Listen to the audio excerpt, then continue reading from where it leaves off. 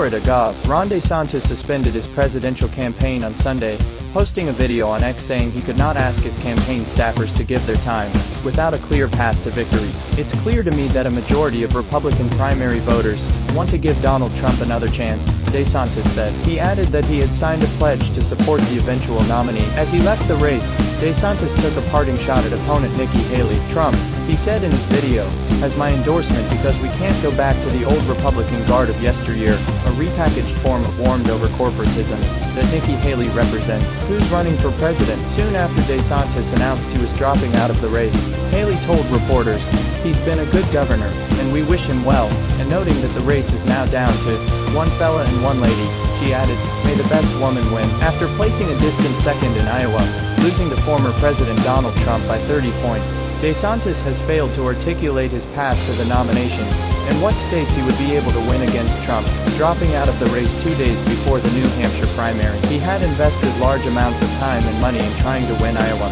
as he and his super PAC bet that an aggressive approach of retail politics and building a ground game operation would result in an upset or a closer race. On the campaign trail, DeSantis, 45, pitched himself as a more effective figure to implement some of Trump's policies on immigration or curbing government spending, and that Trump's legal cases could cost Republicans the White House in a general election. DeSantis' record in Florida was an anchor of his candidacy, often pointing to his response during the COVID-19 pandemic and legislative record on taxes, his handling of the state's budget taxes, and his 6-week abortion ban. He pointed to his 20-point re-election win in Florida as a data point of electoral success he'd have as the Republican nominee. But since his glitchy launch on X, formerly Twitter, Spaces, in May 2023, DeSantis' campaign has struggled to create a convincing argument for voters to pick him over Trump. He saw his polling gap with Trump in the early states widen as the former president went on the attack against him, claiming he was disloyal and disparaging him,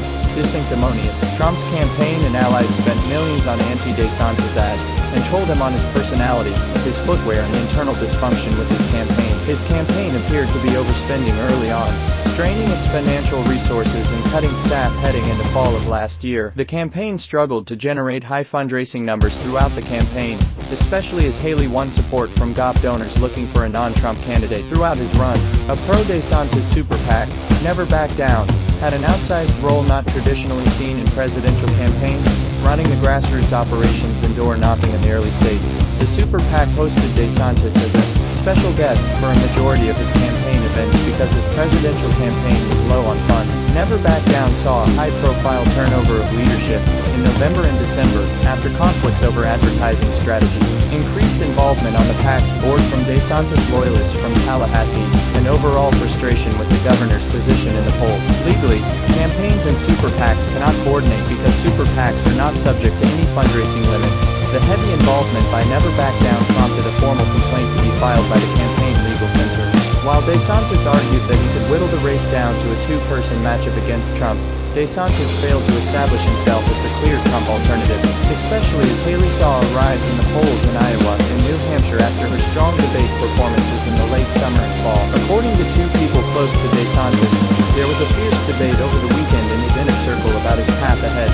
Some argued DeSantis should stay in the race through Super Tuesday and try to collect delegates, in the event that Haley dropped out and Trump eventually struggled, but others pointed out money was running out quickly, and a single-digit performance in New Hampshire would undermine an argument that DeSantis could make in the coming years, that he had a respectable 2024 presidential run by finishing second in Iowa. Eventually, there was a conclusion.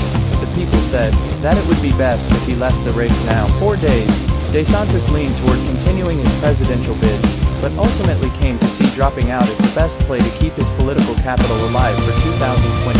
He and his top aides also wanted to ensure that as he exited, he would not be seen as clearing the runway for Haley in New Hampshire. DeSantis views Haley as a potential opponent again in 2028 and does not want to be perceived as being with her politically, or as anti-Trump.